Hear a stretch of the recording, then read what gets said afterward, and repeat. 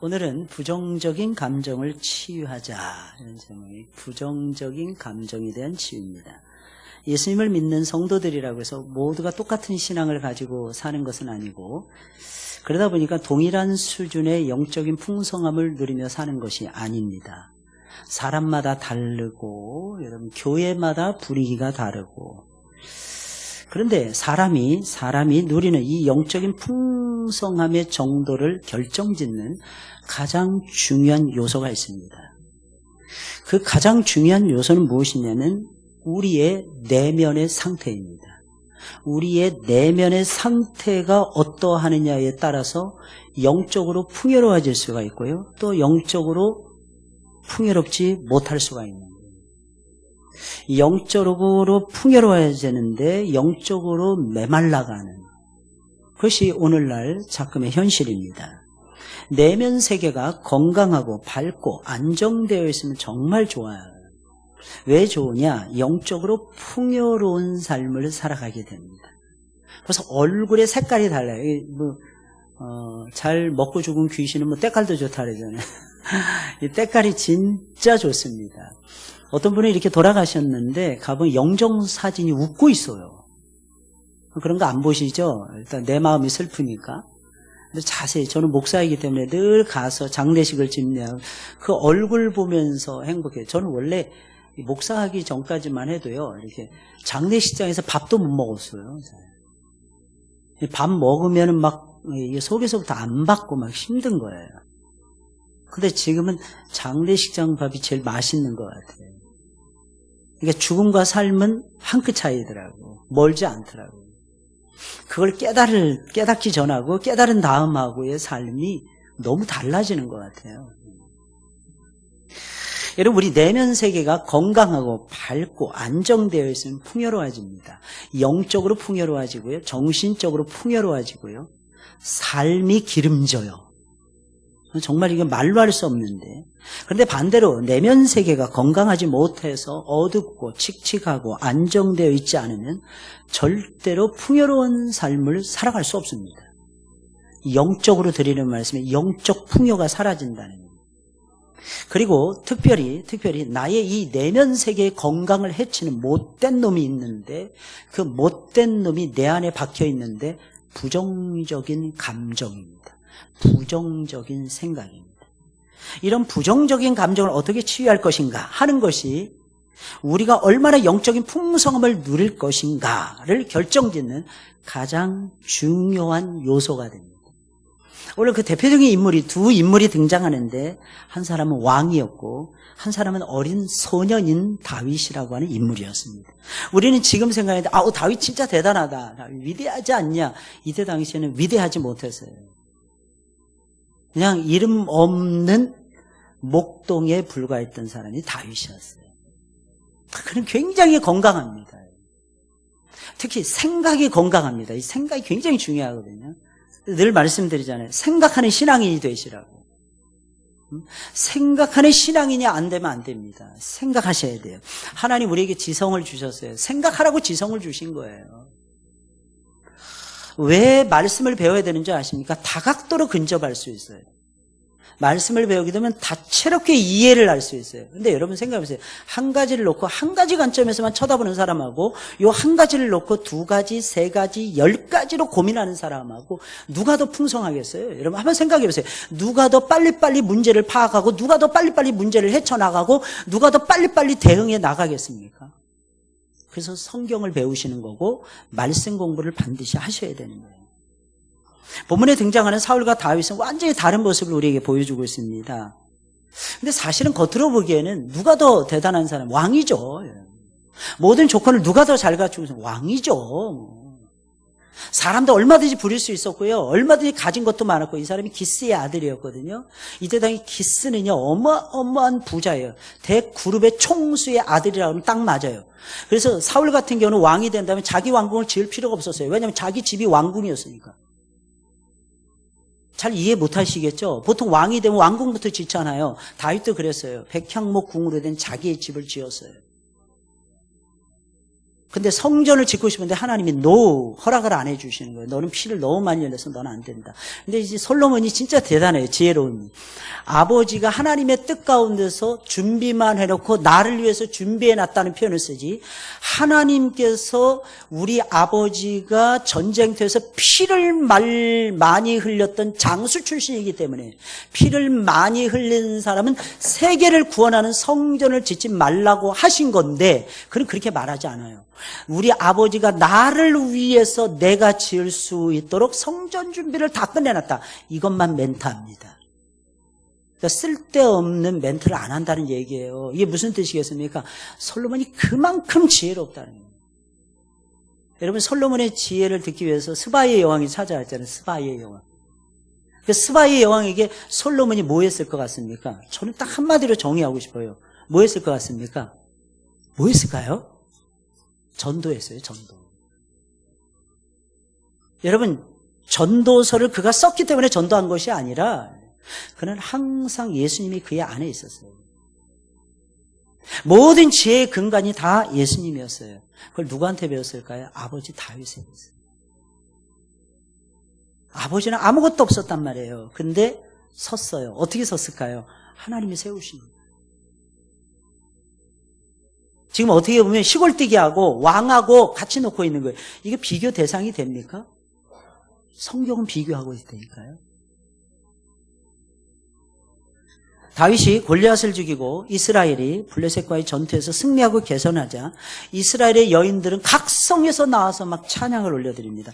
창화했다고 얘기해요. 창화했다는 얘기는 무슨 말이냐면 한 사람이 한 소절을 하면 나머지 사람들이 막 후렴식으로 막 때리는 거예요. 나머지 사람들. 한 사람이 찬송을 부르잖아요. 시조를 넣잖아요. 시를 쓰잖아요. 그럼 다른 사람이 노래를 같이 따라서 하는 것입니다. 이걸 창화했다라고 묘사를 합니다. 뭐라고 노래했을까요? 사울이 죽인 자는 천천히요, 다윗은 만만히로다. 이렇게 노래했어요. 그러자 이 노래를 들었던 왕은요, 사울 왕은요, 완전히 안색이 변하면서 몹시 불쾌하면서 분노합니다. 다윗에게는 만만을 돌리고 내게는 천천을 돌리니 그가 더 얻을 것이 이 나라 밖에는 무엇이 있더란 말이냐. 불쾌감을 노골적으로 표현을 해버렸습니다. 그러면서 그날부터 다윗을 주목해 봅니다. 어떤 점에서는 사울의 이러한 분노는 충분히 이해가 가죠. 누군가가 우리를 향해서 이렇게 말했다고 칩시다. 당신도 정말 잘했어요. 근데 저 사람이 더 잘했어요. 그럼 기분 나쁘게 했어요? 안 나쁘게 했어요? 응? 아까 우리 이어전대 나가서 찬송을 불렀단 말이에요. 참 잘하셨어요. 그런데 오른쪽에 섰던 사람이 제일 잘했습니다. 그러면 나머지는 뭐가 되는 거예요? 이거하고 똑같은 거예요. 이거하고. 저는 이렇게 뒤에서 이렇게 우리 성도님들 찬양하는 모습을 이렇게 보잖아요. 그러면 간혹가다 이렇게 웃음이 나오고 미소가 나올 때가 있어요. 오늘도 그랬는데 쭉 서 있는 모습 보면 참 예뻐요. 근데 신기한 거 말씀드릴까요? 키가 크든 작든 상관이 없어요. 이게 하나님 보시기엔 다 아름다운 거예요. 비교는 아무 때나 하는 게 아닌데 항상 비교는 여자들이 하는 거예요. 여자들이 문제. 할렐루야. 여자들은 얘기하는 거예요. 우리는 정직해요. 우리는. 또 여자들이 또 그런 여자들이 필요해. 왜냐하면 진짜 이게 진실에 가까운 얘기거든요. 그건 남자들은 죽었다 깨나도 못합니다. 근데 여자들은 꼭 이 빠른 말을 그렇게 해요. 할렐루야. 그래서 이 지구촌을 들썩들썩하게 만드는 거예요. 여자들이 말이에요. 누가 그러더라고요. 여자는 살기가 참 쉽대요. 왜냐하면 한 남자만 다스리면 되니까. 한 남자는. 그래서 한 놈만 잘 잡으면 된대요. 여자. 근데 이게 쉽습니까? 원래는 이게 더 어려운 것 같아요. 여럿 있는 중에 편안하게 몇몇 잡는 거는 괜찮은데 하나를 제대로 세운다는 게 진짜 힘든 거예요. 그래서 여자들이 진짜 위대한 거예요. 여자들은 남자 하나만 바라보고 평생 산. 요즘에는 그런 사람 별로 없지만 옛날에는 정말 많았잖아요. 남편을 바라보고 평생 살다가 그 남편이 죽잖아요. 그러면 아들을 바라보면서 평생 삽니다. 그래서 그런지 하나님이 여자를 소중하게 여기세요. 왜냐하면 그 마음을 가지고 하나님만 소중하게 여길 것 같으니까. 할렐루야. 진짜예요, 진짜. 그래서 남자들이 잘 못하는 게 하나만 하면 되는데. 그러니까 예수님 믿기 전에 예수만 잡아야 되는데. 예수님도 잡고 세상도 잡으려고 하니까. 왜냐하면 남자들은 책임감이 많잖아요. 할 일이 많잖아요. 건사해야 될 가족들이 많잖아요. 근데 그렇지 않습니다. 그건 욕심이에요. 주님만 딱 잡으세요.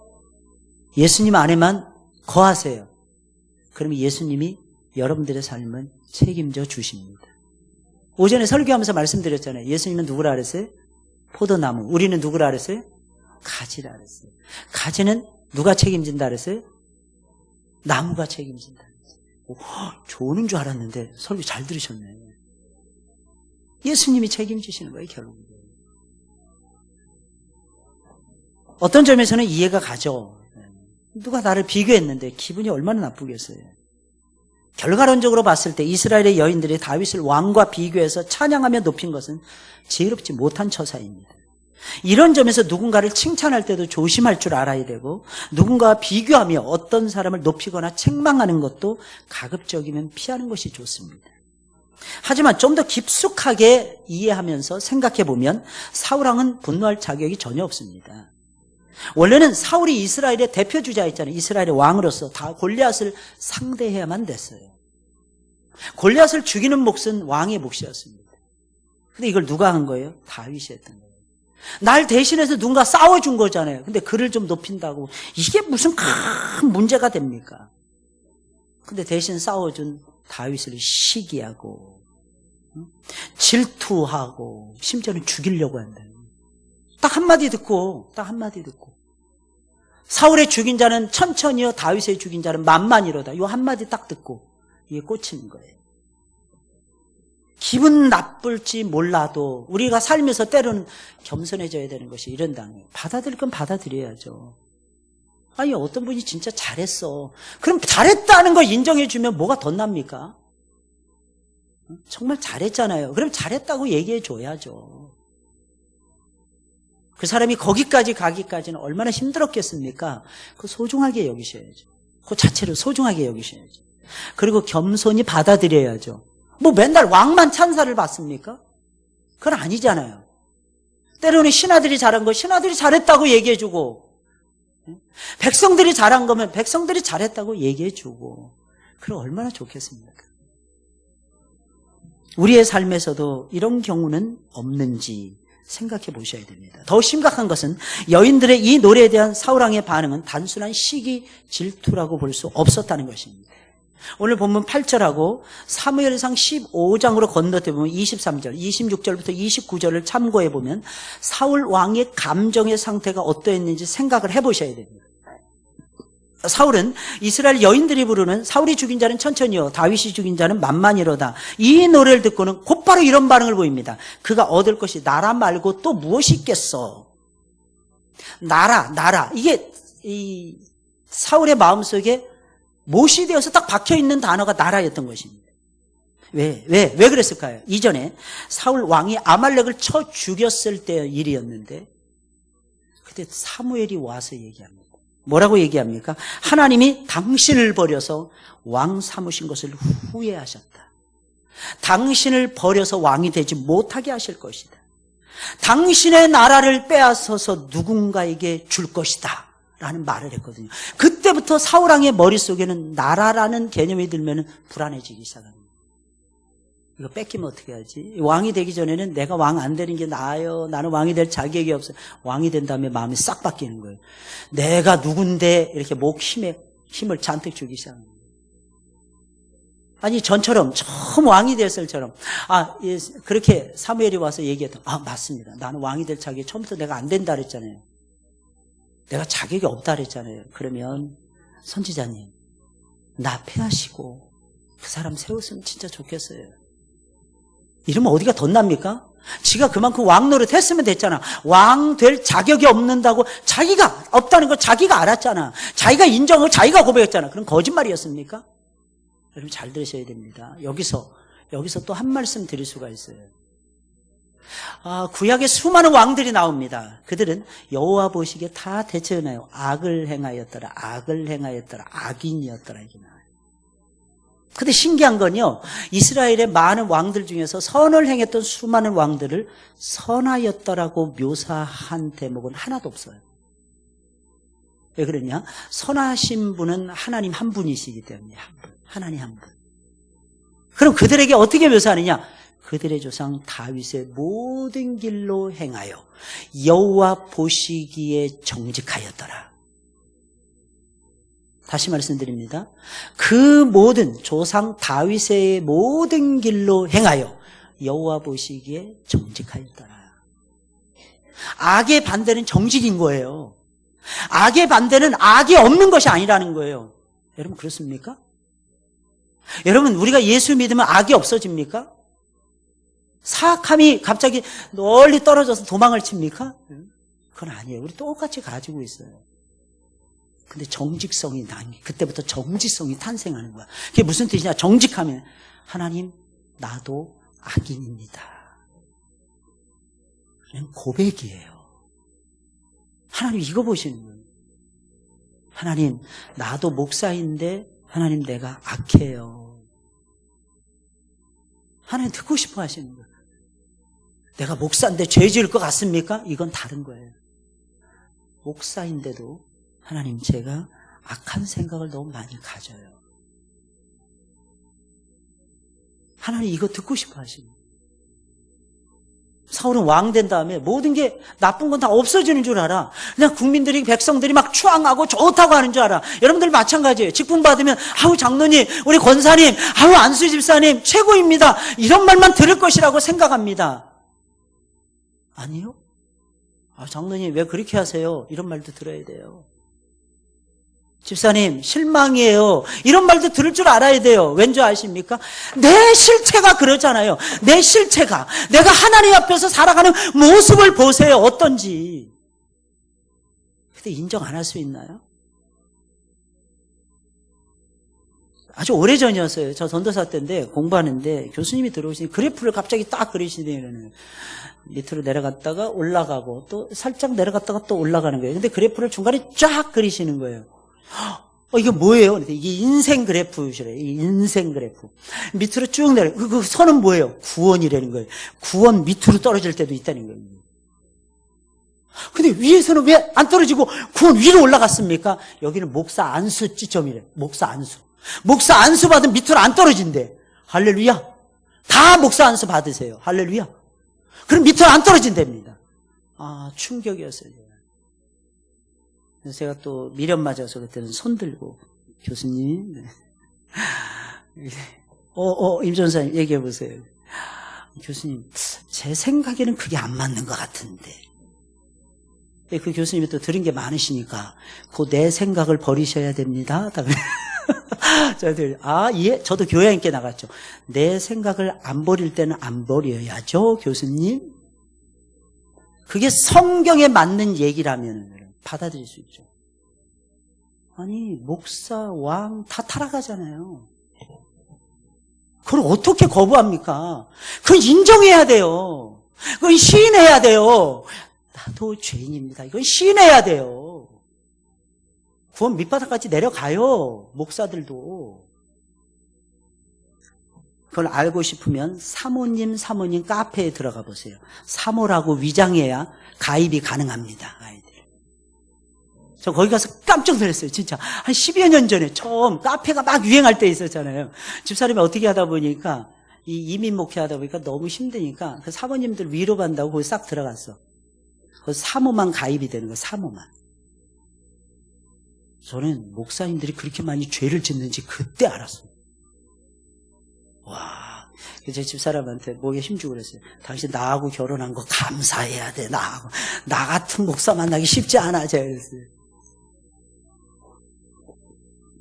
근데 뚜껑 열어보니까 다 똑같아요. 거기 내용이 다 내 얘기하는 것 같더라고요. 처음에는 내 얘기 아닌 것 같아서 볼수록 다 내 얘기더라고요. 근데 차이가 뭐냐면 집사람이 저를 덮어주는 거고 거기에 이 글 쓰는 사모님들은 온 세상에 까발리는 거고 이 차이만 있을 뿐이더라고요. 우리 교회 성도들은 내 죄를 덮어주는 거고 그 교회 성도들은 안 덮어주는 차이점만 있을 뿐이더라고요. 근데 또 중요한 차이점, 시인하는 거예요. 하나님, 내가 죄인입니다. 내가 죄인의 괴수입니다. 고백이었어요. 이걸 죽는 그날까지 최고로 잘했던 사람이 제가 이 세상에서 제일 존경하는 사도 바울. 저는 예수님처럼 목회하고 바울처럼 목회하는 게 제 꿈이었거든요. 한 번은 저한테 누가 그러더라고. 목사님 꼭 바울 같으세요. 기분이 너무 좋았어요. 그랬더니 하는 말이 얼굴만요. 딱 그래. 얼굴이 바울이 굉장히 못생겼다고 나오거든, 전설에 보면. 그래서 제가 웃으면서 그랬어요. 난 바울보다 더 못생겼는데 그렇게 바울 같다는 표현만 해도 난 감사합니다. 여러분 기억하셔야 됩니다. 나라 말고 얻을 것이 무엇이냐. 딱 꽂혀버렸던 거예요. 이 나라 뺏기면 어떡하지? 뺏기면 어떡하지? 그리고 딱 보니까 다윗이 나타난 거야. 저놈이 내 나라 뺏어갈 놈 아닐까? 그때 다윗은 소년이었다니까요. 15, 16살. 그 어른들 그러잖아요. 저 젖비린내 나는 이러잖아요. 그런 애하고 지금 50 넘은 사울하고 지금 비교하는 거예요. 사울이 40년 다스렸거든요. 40살의 왕이 돼서. 50이 뭐예요? 나이 굉장히 많았어요, 이때가. 이런 관점에서 보게 되면 그동안 사울의 내면이 얼마나 불안했을 것인가, 얼마나 초조했을 것인가, 얼마나 불안정했을 것인가 짐작할 수 있죠. 그는 주변 사람들을 대할 때마다 경계의 눈초리로 바라보고 있었던 거예요. 그런 삶에 어찌 기쁨이 있겠고 평안이 있겠고 행복이 깃들 수가 있겠습니까? 눈치 보는데, 여러분 경계하는데, 여러분 성경은 사무엘이 사울에게 장차 왕위를 빼앗기게 될 것이라는 이 말을 전한 후에는 여호와의 영이 사울왕에게서 떠났고 여호와께서 부르시는 악신이 사울을 번뇌했다고 말하고 있습니다. 이게 사무엘상 16장 14절이었어요. 신기해요. 하나님 기뻐하시는 영으로 꽉 들어차면 귀신이 왔다가도 물러가요. 악신이 왔다가도 물러가요. 근데 내가 자꾸 세상적인 생각 많이 하고 비교의식, 열등의식, 피해의식 속에 계속 갇혀 지내잖아요. 그 생각을 타고 마귀는 악신을 계속 보냅니다. 그럼 그 사람은 일 못해요. 하나님이 기뻐하시는 일 절대로 못합니다. 몇 번은 해요. 왜냐하면 능력자니까. 능력이 대단. 우리는 재능자잖아요. 재능 많잖아요. 하나님이 우리를 하나님의 형상대로 만들었기 때문에 우리는 재능이 처음부터 타고났습니다. 근데 여러분 재능이 중요한 게 아니에요. 성품이 중요한 거예요. 그 성품의 변화가 중요한 거예요. 성품을 끝까지 가져가다 보면 그 사람 나중에 반드시 성공하게 되어 있어요. 행복해지게 되어 있어요. 자꾸 바꾸셔야 돼. 바꾸셔야 돼. 그리고 본문을 보게 되면 사울이 여자들의 노래에 분노합니다. 다윗을 주목하게 되면서부터 하나님이 부르시는 악신이 더욱 힘있게 그 가운데 임재합니다. 이러한 영광관계 역시 사울왕의 내면이 왕위를 빼앗기게 될지도 모른다는 이 불안감, 이게 무서워요. 저는 그래서 우리 아이들 향해서 제일 많이 강조하는 게 강하고 담대하라, 강하고 담대하라 이겁니다. 두려울 거 없어요. 세상 아무것도 아니거든요. 근데 딱 보면 골리앗처럼 보이는 거야. 우리 애들이 봤을 때는 아파요, 힘들어요, 배 아파요, 머리 아파요. 우리 딸이 항상 전문으로 딸들이 어렸을 때고 뭐 하기 싫은 거 있어요. 힘들지, 배 아파요, 아빠 학교 안 가면 어때요? 가지 마, 딸. 저는 그럼. 근데 우리 딸 진짜 대단해요. 안 가요. 가지 말라 했다고 안 가. 집에서 공부하는데, 제가 집에서 딱 공부하는데 하루는 시간표를 딱 짜줬어요. 학교보다 더 빡세게. 그랬더니 우리 딸이 하는, 아빠 너무 행복해요. 나는 학교 안 가고 집에서만 공부했으면 좋겠어요. 아빠가 다 가르쳐주면 되잖아요. 아빠가 모르는 게 많단다. 그래도 안 갈래? 안 갈 거야. 친구 없잖아. 친구 없어도 돼. 나는 혼자 있는 게 더 좋아. 진짜 그러더라니까요. 근데 12살에 성령을 받는 체험을 하게 됐어요. 하나님을 만났어요. 두렵지 않더라고. 두려워하지 않더라고. 애들이 흉보고, 애들이 흉보는 게 당연하지. 이렇게 웃으면서 지나가는 그 어린 것이 12살 때. 저는 하나님을 믿습니다. 여러분들은 무엇을 믿습니까? 그래서 이 말 하면 안 되는데, 이 말은 할까 말까. 우리 애가 꼴등하다 1등 해버렸어요. 꼴등했다니까요, 진짜. 학교 가서 깜짝 놀랐어요. 성적이 꼴등인 거야. 우리 딸이 그렇게 공부 못할까? 왜냐면 제가 그렇게 공부 못하게 생기지 않았죠. 그죠? 제가 그렇게 공부 못하게 생기지 않았잖아요. 잘 보세요. 제가 옛날에는 칼날이라 그랬어요. 지금은 좀 부드러워졌지만 옛날에는 칼이었어요. 제 마음에 안 들면 무조건 아웃 이랬어요. 아주 못된 그런 게 기질이 엄청났어요. 그게 왜 왔는지 아시죠? 지 잘난 맛이 없으면 그런 게 안 생겨요. 중고등학교 때, 대학 때, 신대원 다닐 때 뒤에서 놀아본 적이 없었어요. 근데 우리 딸은 뒤에서 놀고 있는 거야. 와, 정말 미치겠더라고요. 이 인디아나 존스에 나오잖아요. 인디아나 존스 3에선가. 아버지 아들이 처음 만난 거예요. 막 뛰어갑니다. 너 대학 나왔니? 안 나왔어요. 괜찮아. 사람은 대학 꼭 나올 필요 없어. 나중에 아들이라는 걸 판명했어요. 둘이서 막 뛰면서 또 얘기합니다. 너 바로 들어가면 대학부터 들어가야 돼. 막 그래. 아니, 아빠, 아까는 분명히 안 들어가도 된다 그랬더니 왜 이제 와서 대학 사람이? 그때는 내 아들이 아니었으니까. 이게 이렇게 되더라고요. 근데요, 성령을 받으니까, 예수님 만나니까요, 머리가 무지하게 좋아지더라고요. 이게 더 깨져요. 이게 더. 이 뇌에 이 세포가 더 분열이 더 빨라지나 봐. 자신 있게 감당해낼 수 있어요. 왜? 하나님이 함께 하시죠. 근데 우리의 문제는 무엇입니까? 자꾸 불안해요. 여러분 불안해지죠? 애들이 클수록 더 불안해지죠? 적은 더 많아져. 유치원 때는 다 괜찮아. 중학교 올라가면서부터 불꽃이 막 튀기기 시작해. 초등학교 5학년 때부터. 와, 엄마들 진짜 무서워요. 신기한 건요, 왕위를 빼앗길지 모른다는 불안감이 사울의 정신적 문제의 근간을 이루고 있었다는 거예요. 그런 중에서도 사울이 하나님 앞에서 몇 장이 지나가는데도 전심으로 회개했다는 내용을 찾아볼 수 없습니다. 회개하거나 자신의 모습을 돌아보지 않는 상태에서 불안감을 가지고 주변 사람들을 경계하듯이 쳐다보잖아요. 계속 불안합니다. 그러면 계속 이 지능 지수가 떨어져요. 신뢰 지수가 떨어지면 지능 지수가 떨어져요. 지능 지수가 떨어지면 감성 지수도 같이 떨어집니다. 감성 지수가 떨어지면 이미 영적 지수는 바닥을 치고 있는 거예요. 이게 사울왕의 모습이었어요. 사울의 상태는 더 심각한 건 갈수록 더 나빠지고 있었다는 거예요. 나중에 다윗을 죽이려고까지 합니다. 괜히. 하나님이 부르시는 악령이 사울왕에게 힘있게 임하자 사울은 집안에서 혼자서 정신없이 떠들어댑니다. 혼자서 떠들어대는 시간이 있습니까? 이제 의심해 봐야 돼요. 정신 상태. 혼자 떠들어대십니까? 저는 많이 떠들어대요. 설교 연습하느라고. 저는 미친 게 아니라 일부러 하는 거예요. 일부러. 오해하지 마세요. 그러자 다윗은 평상시처럼 사무엘상 16장 14절 이하의 말씀을 보게 되면 수금을 타서 왕의 마음을 진정시켜 주려고 합니다. 그때 사울왕의 손에 창이 들려 있는데 사울이 다윗을 향해서 던져버립니다. 죽이려고. 순식간에 일어난 일이었어요. 다윗은 수금에 연주하지 않았던 모양이야.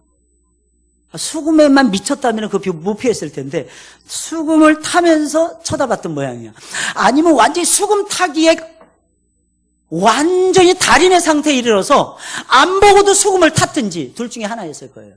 전자일까요? 후자일까요? 저는 후자였을 가능성이 훨씬 더 높다고 봅니다. 저는 간혹가다 이 말씀을 준비하면서 무슨 생각하느냐, 설교를 항상 외우잖아요. 만약에 이게 불이 나갔을 경우에 어떻게 할 것인가 항상 대비합니다. 저는 휴대폰도 안 가지고 오거든요. 불이 나갔을 때도 설교가 끊어지지 않고 계속된다면 하나님이 나와 함께 하심의 증거가 나타날 것이라고 저는 확신해요. 불이 나갔는데 불 나갔다고 불 들어올 때까지 기다린다. 어느 목사님이 그랬대는데 이 원고가 날라갔대요. 물론 원고 다시 줄 때까지 5분 이상을 가만히 서 있었답니다. 할렐루야. 근데 신기한 건 성도들이 시험에 안 들었다는 거죠. 야, 그거 진짜 신기해요. 요즘에는 기법이 또 탁월해서 저기 스크린으로, 저기 앞에 제 모습이 보이거든요. 스크린으로 말씀이 지나간답니다. 저거 보면서 한대요. 그러니까 밑에 안 보고 위에 보니까 다 외운 줄로 착각을 하게 만드는 거죠. 좋은 일이 아니라고 저는 생각을 해요. 원고는 폼으로 혹시 잊어버릴까봐 들고 서는 거지, 이걸 계속 의지한다면 설교가 안 되죠. 무슨 말이겠습니까? 여러분들이 하는 일에 전문가가 되시라는 거예요. 엄마가 밥을 하는데 애가 배고프다 그랬는데 1시간 기다리게 만들어. 엄마로서 빵점입니다. 배고프니 5분 안에 딱 돼서 딱, 엄마, 세상에, 엄마, 내 배고픔을 어떻게 알고. 야, 엄마 선수야 임마. 선수 입장 딱 하면 5분 만에 끝나는 거예요. 그렇잖아요, 전문가는. 애가 학교 가는데 교복이 더러워.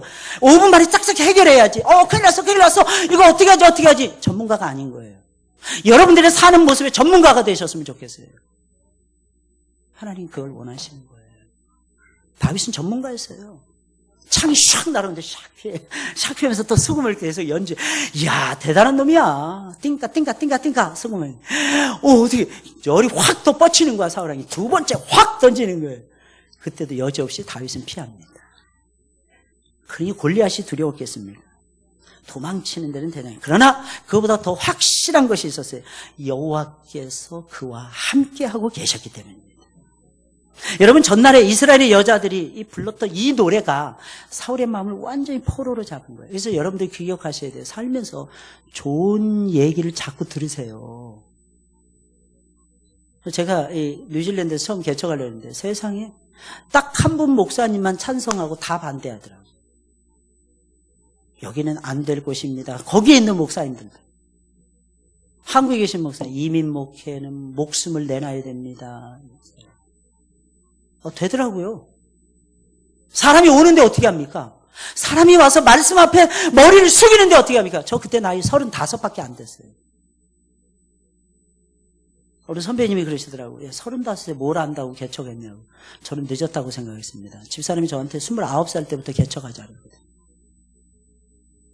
저는 늦었다고 생각했습니다. 왠지 아십니까? 목회는 사람이 하는 게 아니에요. 목회는 하나님이 하시는 거예요. 여러분 그렇게 믿어지십니까? 혹시 여러분들 제가 목회한다고 생각해서 이 교회 나오십니까? 잘못 생각하는 거예요. 이 교회 목회하시는 분은 예수님이십니다. 저는 예수님의 종에 불과해요. 아니, 예수님의 노예에 불과합니다. 저는 노예로서 여러분들을 수종드는 거예요. 저는 종이에요. 종에게 무슨 말을 한들 무슨 시험이 듭니까? 다 버틸 수 있어요. 왠지 아십니까? 종이니까. 특별히 우리 안에 있는 부정적인 감정이 무엇인지 찾아내셔야 돼요.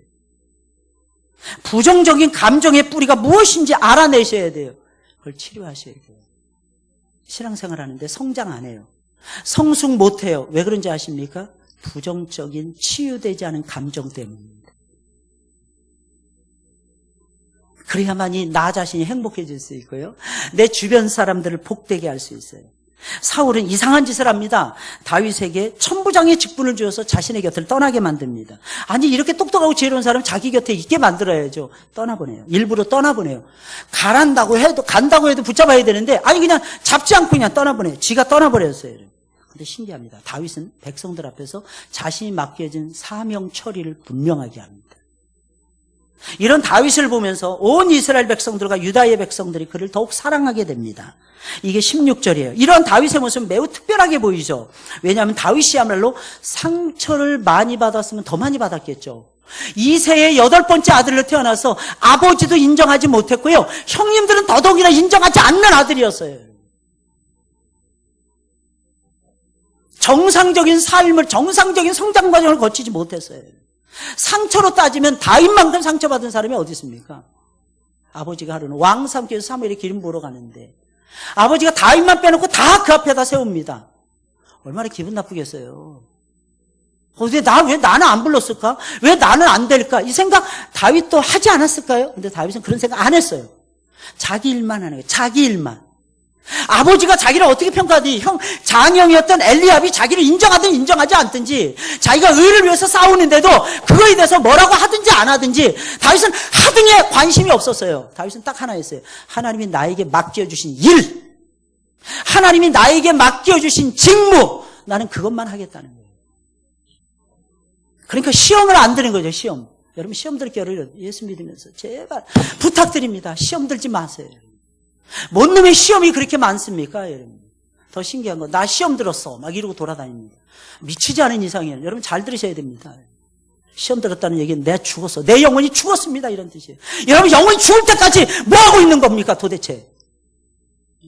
내 영혼이 죽어가고 있는데 아무것도 안 하고 그냥 버젓이 잘 죽었어 이러고 있는 거 아닙니까?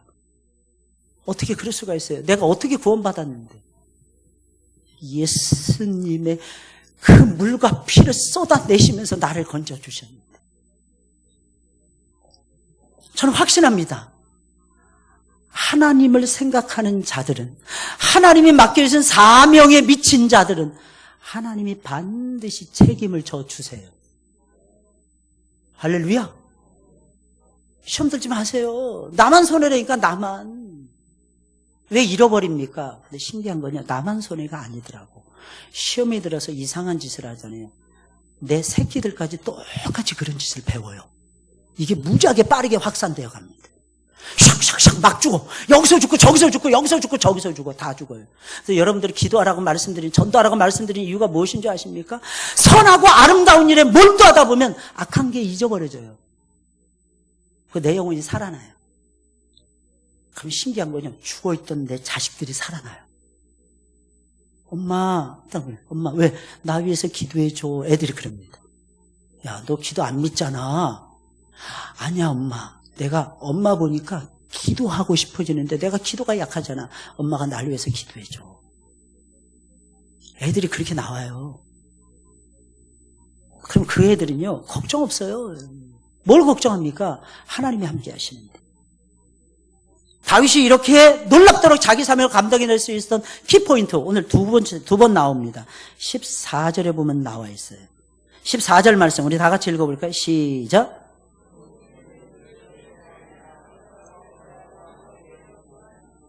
할렐루야. 이게 핵심이에요. 이게 핵심이에요. 함께 하시는 거예요. 여호와께서 함께 하시는 거예요. 12절에도 또 나와요. 여호와께서 사울을 떠나 다윗과 함께 계심으로. 두 번 나와요. 두 번. 확증을 딱 시켜줍니다. 여러분 이 세상에 제일 똑똑한 사람이 어떤 사람일까요? 제일 똑똑하신 하나님과 함께하는 사람이에요. 제일 똑똑하신 하나님을 의지하는데 뭐가 두렵습니까? 뭐가 염려가 됩니까? 이게 진짜 느껴지지 않나요? 저는 이 대목이 제일. 아침에도 말씀해요. 예수님의 이름은 뭐라 그랬어요? 예수님의 이름은 임마누엘. 임마누엘을 잊지 말라 그랬잖아요. 임마누엘. 예수님이 나와 함께 하신다. 예수님이 여러분들과 함께 하세요. 힘들 때도 함께 하세요. 어려울 때도 함께 하세요. 낙심될 때도 함께 하세요. 아플 때도 함께 하세요. 아플 때도 함께 하신다. 답답할 때도 함께 하세요. 외로울 때도 함께 하세요. 그분은 떠나지 않으세요.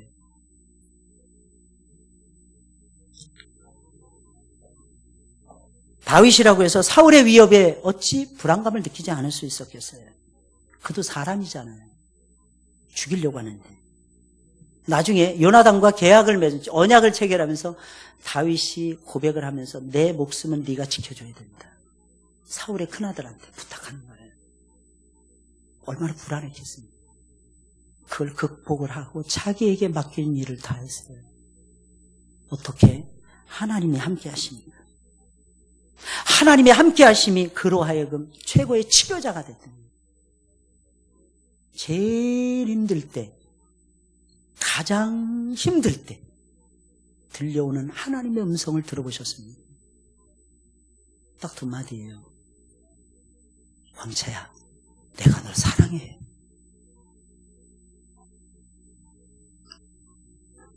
잊을 수 없어요. 내가 너와 영원히 함께하리라. 하나님은 여러분들과 함께 하신다니까요. 너 외롭지? 내가 함께 하잖아, 내가. 너 힘들지? 그 무거운 짐 내가 대신 져줄게. 모래 위에 발자국에서 나오잖아요, 모래 위에 발자국에서. 처음엔 네 발자국인 거예요. 딱딱 찍힌 거예요. 주님이 동행하는 거예요. 너무 힘들 때인데 발자국이 한 사람밖에 없는 거예요. 두 발자국밖에 없는 거예요. 그때 주님을 향해서 항변합니다. 주님, 왜 이때 제일 힘들 때 나와 함께 하시지 않았습니까? 네가 오해하였단다. 그 발자국은 네 발자국이 아니라 내 발자국이야, 임마. 네가 너무 힘들어서 쓰러져 있으니까 내가 너를 업고 갔단다. 하나님 업고 가세요. 자신의 앞을 떠나 천부장이 된 다윗이 지혜롭게 행하는 것을 본 사울왕은 다윗에 대해서 어떤 마음을 가졌습니까? 두려운 마음을 가졌어요. 사울이 다윗을 죽이려고 했다는 점에서 보면 오히려 다윗이 사울을 두려워하지 않을까요? 계급 구조로 보더라도 그것이 맞지 않을까요? 한 사람은 다 가진 사람이에요. 권력도 힘도 집도 나라도 다 가지고 있었어요. 훨씬 더 우월했습니다. 그럼에도 불구하고 양자 사이에서 두려워한 쪽은 사울왕이었어요. 사울이 다윗을 두려워한 이유가 도대체 무엇입니까? 그 마음에 있었던 부정적인 감정이 치유가 되지 않았기 때문입니다. 다윗에게도 똑같이, 아니 훨씬 더 많이 부정적인 요소가 자리 잡을 수 있었는데 그것이 하나님 앞에서 치료됐어요. 언제? 하나님이 함께 하시는 역사 속에서. 온 세상 가운데서 다 해도 비교저울에 천칭저울에 딱 달아보면 하나님의 무게만큼 더 나가는 것은 이 세상에 존재하지 않습니다. 다시 말씀드립니다. 온 세상의 것을 다 합치고 반대편에 세워놔도 하나님을 달아놓는 그 비교저울에 비교하면 하나님의 무게만큼 나갈 수 있는 것은 이 세상에 아무것도 없어요. 그분이 우리를 치료해 주시는 거예요. 최고의 의사잖아요. 최고의 의사. 어디 아프십니까? 저는 맨날 기도해요. 최근에 제가 병원 막 다니고 한 3개월 전부터 뭐라고 했냐. 하나님 머리도 건강하게 하시고 입도 건강해. 입이 생명이잖아요. 저는 입도 건강하게 하시고 가슴도 뜨거워지게 하시고 가슴도 심장도 폐도 다 건강하게 하시고 관절도 고관절도 무릎도 전부 다 건강하게 해서 하나님 내가 사명을 감당해내는 그날까지는 하나님이 지켜주세요. 저는 이렇게 기도합니다. 그러다가 제가 병원에 입원했어요. 그럼 여러분들이 기도가 약해진 거예요. 제가 이렇게까지 가르쳐 드리는데 저를 위해서 기도를 안 하셨다는 거예요. 기도하셔야 돼요. 기도해 주세요. 저는 여러분들의 기도를 통해서 사역을 합니다. 여러분들의 기도가 약해지면 저는 사역 못해요. 여기서 강단에서 설교 못해요. 제가 2주 전인가 3주 전에 큰숲교회 가서 헌신예배 인도하러 제가 말씀드렸죠. 제 평생에 남이 강단에 서서 그렇게 편안하게 설교해 본 적은 제가 최근에 처음이에요. 왜 그랬을까요? 그때 우리 성도들이 세일의 축복 성회 새벽 기도에 밤마다 기도하면서 끊이지 않고 기도했기 때문입니다. 다음부터는 헌신 예배 그렇게 가야 되겠어요. 헌신 예배 제가 다른 데 강사로 가거나 아니면 부흥회를 가거나 그러면 제가 반드시 우리 성도님들 한 2주, 3주 동안 새벽 기도 시켜야 되겠어요. 할렐루야. 아멘을 조성민 장로님만 하시는 것 같은데. 조성민 장로님 안 하셨죠? 하셨어. 조성민 장로님 대단하셔요. 조성민 장로님 우습게 여기지 마세요. 여러분. 하나님이 큰일 나요. 조성민 진짜 대단하셔. 그 이유는 말씀 안 드리겠습니다. 그건 주님만이 아시죠. 여러분 꼭 기억하셔야 됩니다. 반면에 다윗은 사울왕을 조금도 두려워하지 않았어요. 오히려 다윗은 사울 앞을 떠나 천부장이 되어서 백성들 가운데 지혜롭게 행합니다. 근데 그것 말고도 또 다른 중요한 요인이 있었어요. 하나님이 함께 하신 말고도. 그것이 무엇입니까? 다윗은 사울을 용서했다는 거예요. 부정적인 감정을 치료하는 두 가지 방법이 있어요.